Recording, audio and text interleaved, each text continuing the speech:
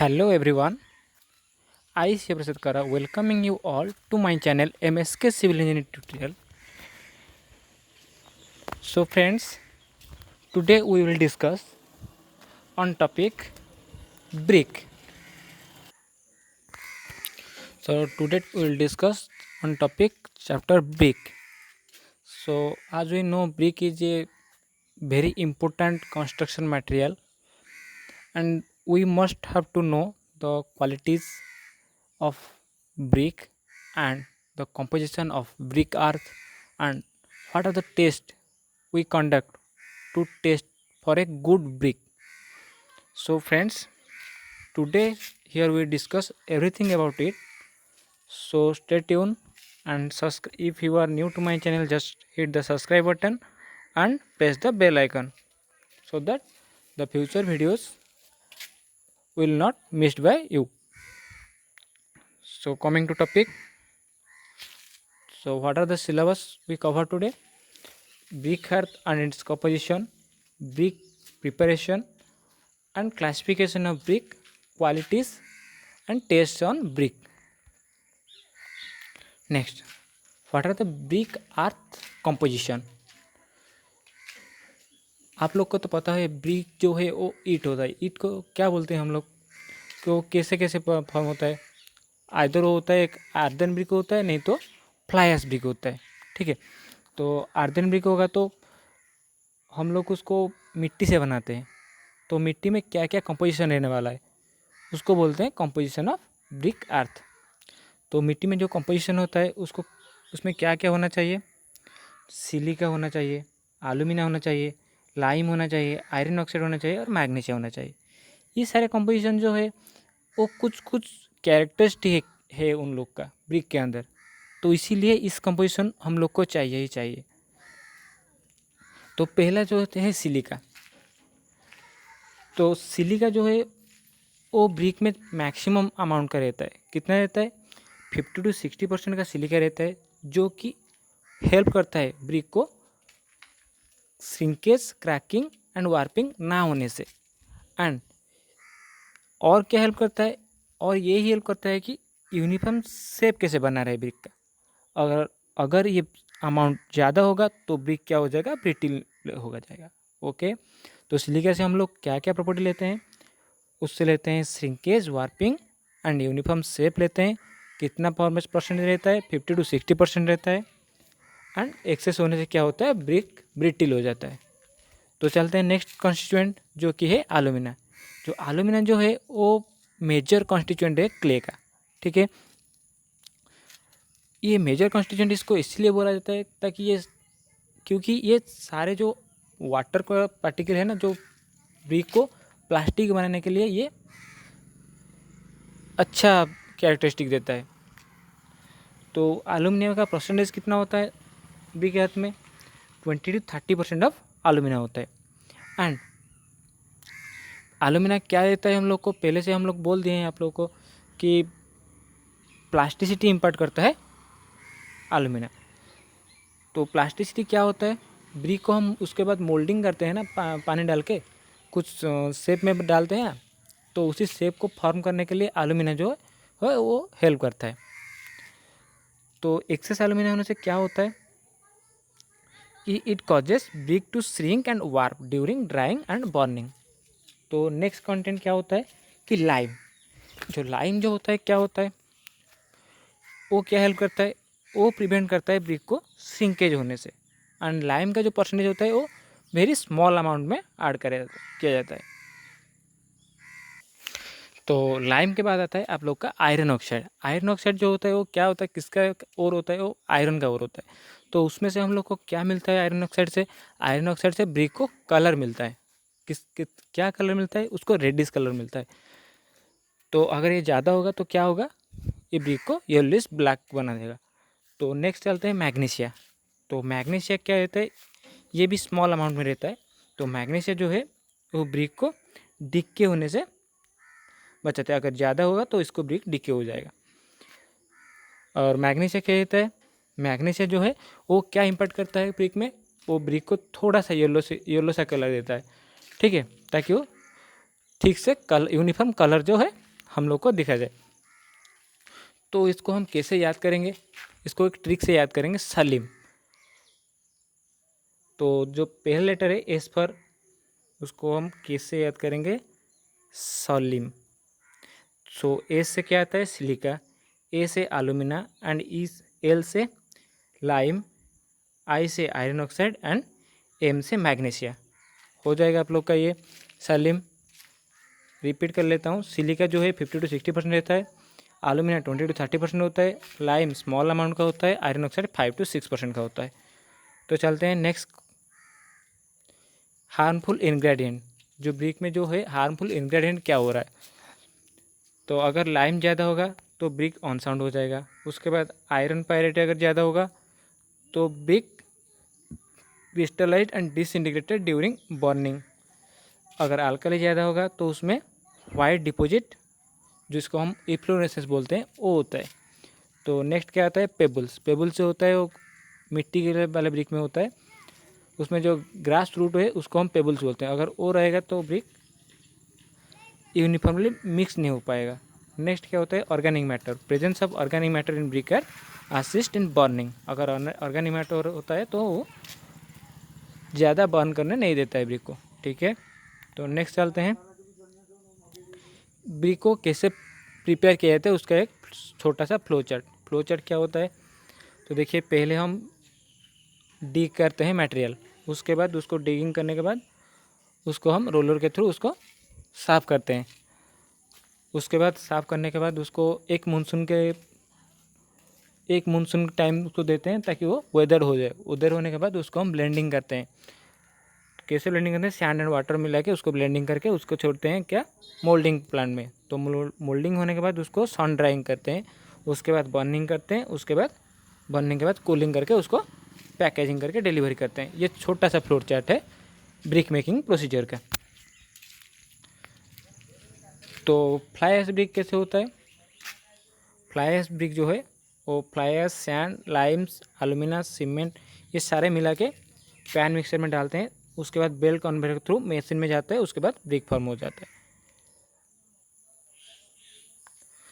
तो preparation of clay में क्या इंपॉर्टेंट है, प्रिपरेशन क्ले में यही स्टेप है कि unsoiling, digging, cleaning, weathering, blending, tempering, ये सारे चीज़ें होता है।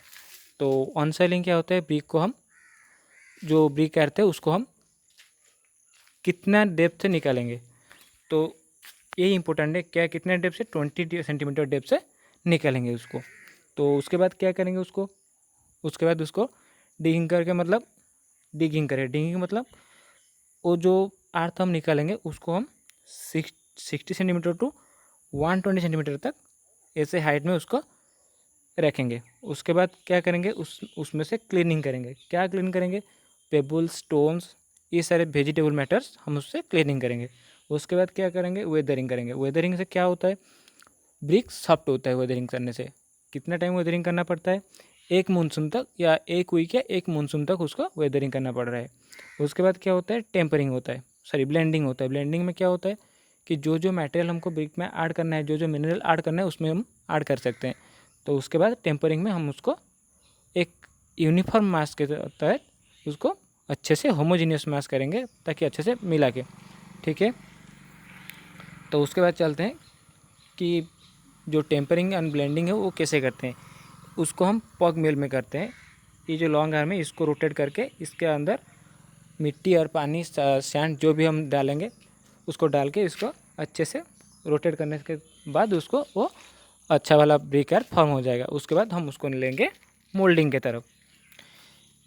नहीं तो अगर हम पैर से करते हैं तो ऐसे करते हैं। तो चलते हैं नेक्स्ट। उसके बाद मोल्डिंग होता है। मोल्डिंग क्या होता है, मोल्डिंग दो तरह का होता है, हैंड मोल्डिंग होता है, नहीं तो मशीन मोल्डिंग होता है। हैंड मोल्डिंग दो तरीके से होता है, एक होता है ग्राउंड मोल्डेड और एक तो होता है टेबल मोल्डेड। ग्राउंड मोल्डेड जो है उसमें क्या कहते हैं स्टेप्स, हम हैंड मोल्डिंग में स्टेप पूरा सेम है ग्राउंड और टेबल मोल्डिंग में, बस डिफरेंस यही है कि उसमें एक टेबल यूज होता है टेबल मोल्डिंग में। तो पहले हम सैंड जो है उसको एक लेयर में डालेंगे, उसके बाद उसके ऊपर में जो पॉक्ड क्ले है उसको डालेंगे। उसके बाद जो मोल्ड है हम लोग का ब्रिक का वो मोल्ड लेके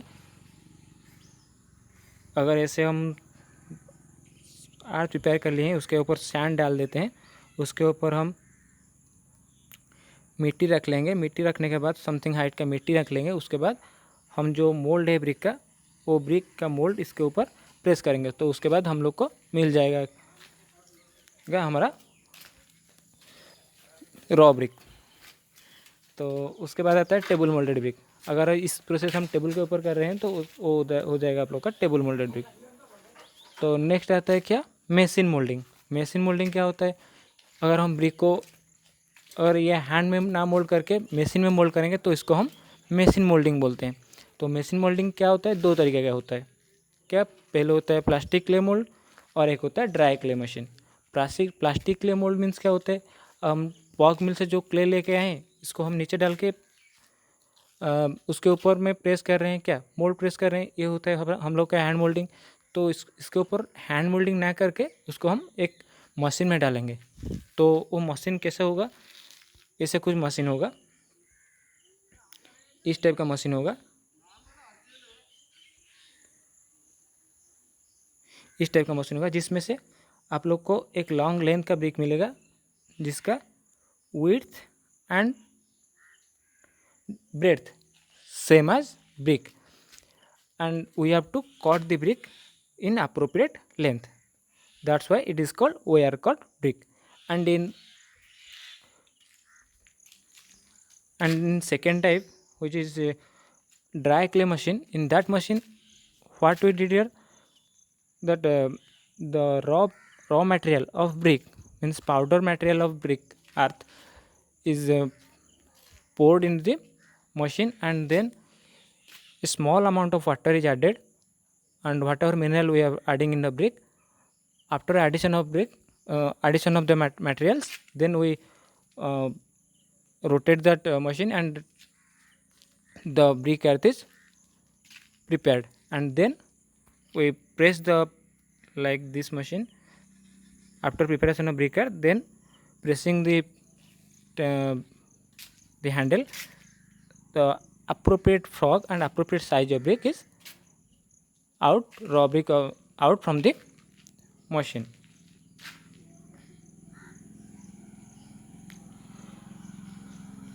Means in dry clay machine, in this machine strong clay is first converted into powder form, and then water is added to form stiff plastic state. Such paste is placed in the mold and processed by a machine to form hardened well shaped brick. These bricks are heavier than ordinary brick, hand molded brick. They carry distinct fog and exhibit uniform texture. Next, this is a typical type of mold for a hand molded brick, and this is its plan. And this is a machine molded brick, and this is second type of machine molded brick, that is dry clay brick. उसके बाद after moulding, तो raw brick को हम क्या करेंगे, उसके बाद उसको ड्राई करेंगे। कितना टाइम तक ड्राई करेंगे उसको, जब तक उसमें सारे जो मॉइस्चर है वो ड्राई हो जाते हैं। कितने मॉइस्चर ड्राई होने तक हम उसको सन ड्राई करेंगे, 98% मॉइस्चर उसमें ड्राई हो जाए। तो ड्राइंग में क्या लिखा हुआ है, in this stage moisture content brought down to 2% before burning operation. And drying हम लोग को क्या हेल्प करता है, ड्राइंग यही हेल्प करता है कि बर्निंग में हम लोग जो ब्रिक को डालते हैं उसका फ्यूल कंजप्शन कम कर लेता है। नेक्स्ट उसके बाद आता है बर्निंग। तो बर्निंग दो तरीके का होता है। अगर हम उसको क्लैम्प में करते हैं उसको बोलते हैं क्लैम्प बर्निंग, नहीं तो किलिन में बर्न करते हैं किलिन बर्निंग। क्लैम्प जो है वो एक टेम्परेरी स्ट्रक्चर है, तो उसमें लेस अमाउंट ऑफ ब्रिक निकलता है। एंड किलिन जो है वो एक परमानेंट स्ट्रक्चर होता है, उसमें हम लार्ज अमाउंट ऑफ ब्रिक निकाल सकते हैं, अराउंड 2500 से 3000 ब्रिक्स। सो टेम्परेचर कितना होना चाहिए, मैक्सिमम टेम्परेचर जो है बर्निंग में 1100 डिग्री सेंटीग्रेड होना चाहिए। तो ये 1100 डिग्री सेंटीग्रेड क्या होगा, ब्रिक का जो मटेरियल है ना वो फ्यूज हो जाएगा उनके बीच। वो फ्यूज होने के बाद हम लोग को क्या मिलेगा, उससे ज़्यादा अमाउंट का स्ट्रेंथ मिलेगा। ठीक है। तो this is a picture of typical kiln, continuous process वाला क्लीन, होपमैन्स क्लीन एंड ब्रॉन bull trench clean.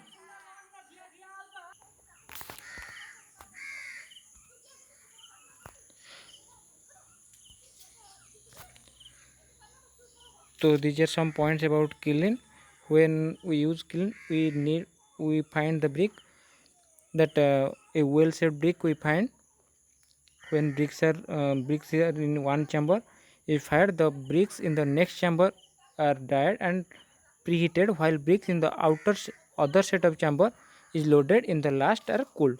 These are the typical names for the different chambers.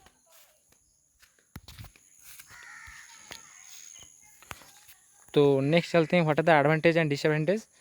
तो डिसएडवांटेज है initial cost of kiln is very high, and advantage है हम good quality brick उससे निकाल सकते हैं, ज़्यादा ब्रिक निकाल सकते हैं, और हम उस जो ब्रिक में जो हीट देते हैं, प्रेशर देते हैं, उसको हम रेगुलेट कर सकते हैं। ये है उसका एडवांटेज है।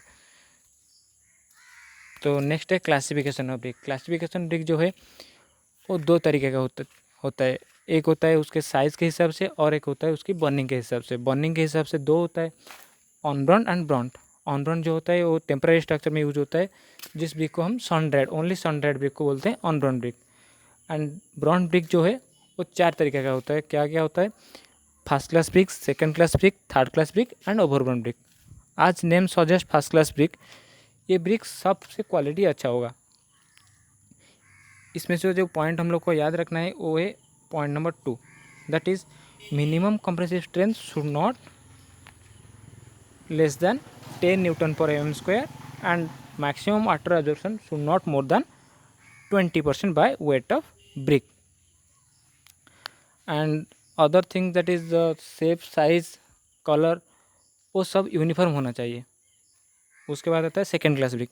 सेकेंड क्लास ब्रिक जो होता है वो थोड़ा सा क्वालिटी उससे कम आता है, किससे? फर्स्ट क्लास ब्रिक से।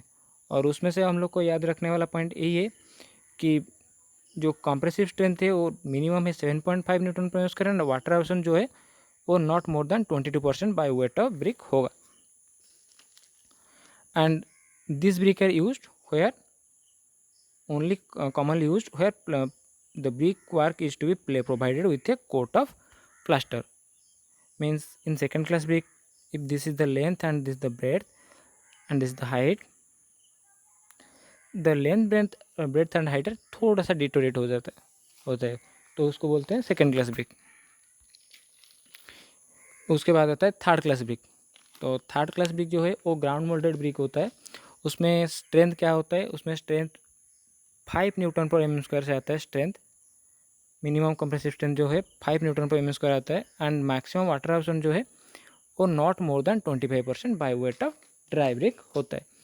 And this brick are not hard and they have rough surface with irregular and distorted edge. This brick give a dull sound when struck each other. Dull sound means the brick is perfectly not born and not perfectly shaped. Mean the voids are inside the brick. That's why it gives a dull sound. Then आता है fourth class brick. Fourth class जो brick होता है उसको बोलते हैं jhama brick और over burnt brick. और वो होता है कैसे?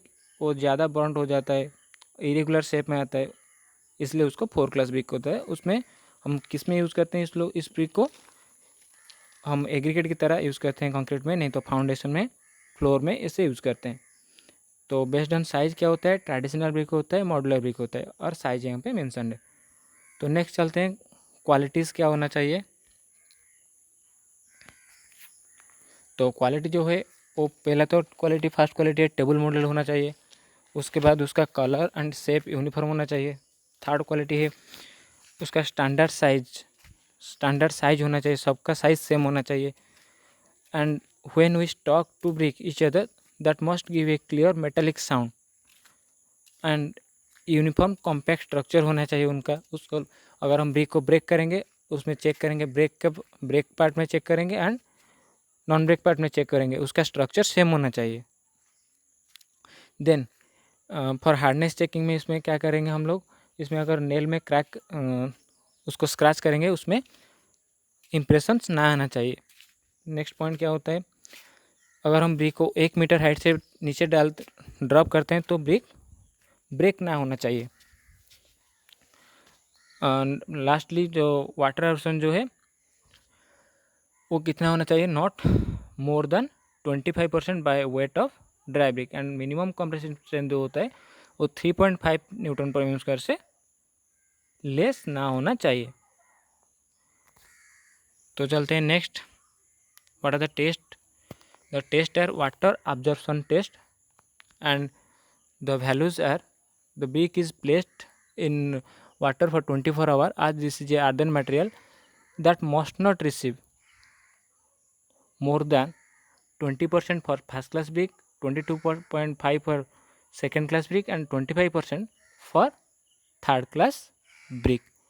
This is the values of maximum water content that must a brick absorb in it. Next आते हैं क्रॉसिंग स्ट्रेंथ।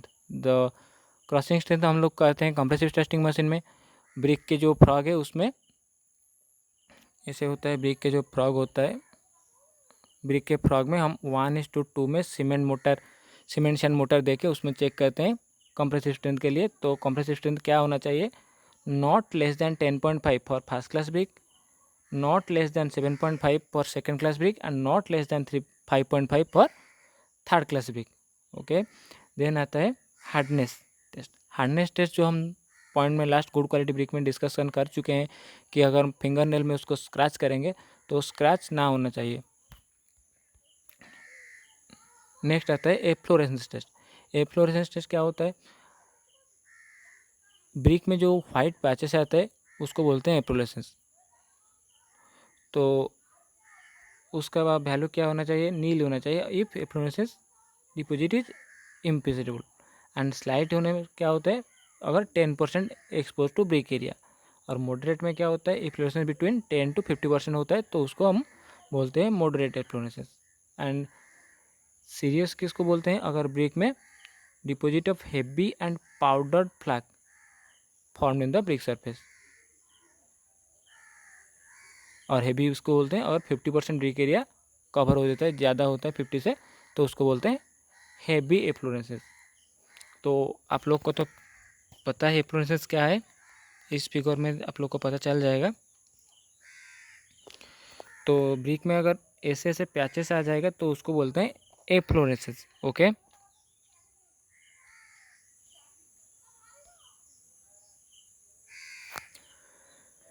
तो उसको टेस्ट कैसे किया जाता है, तो ब्रिक को एक 150 mm या रेडिस कंटेनिंग 25 mm डेप्थ उसमें टेम्परेचर में डालते हैं, और ब्रिक अगर ड्राई होने के बाद ग्रे कलर का पैच उसमें नहीं आता है तो उसको हम एफ्लोरेसेंस फ्री ब्रिक बोलते हैं। अगर आता है तो उसका वैल्यू नील, स्लाइट, मॉडरेट, सीरियस और हेवी में डिक्लेयर किया जाता है।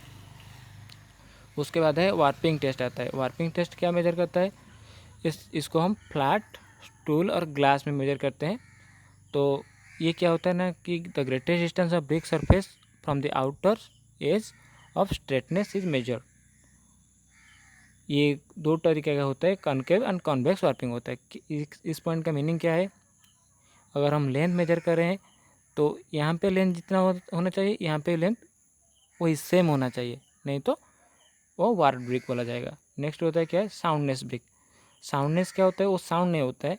ब्रिक का साउंडनेस ये होता है कि उसमें अगर कुछ डिलीटरियस मटेरियल होता है एंड अगर हम उसको स्टक करेंगे डॉल साउंड ना होना चाहिए, ठीक है।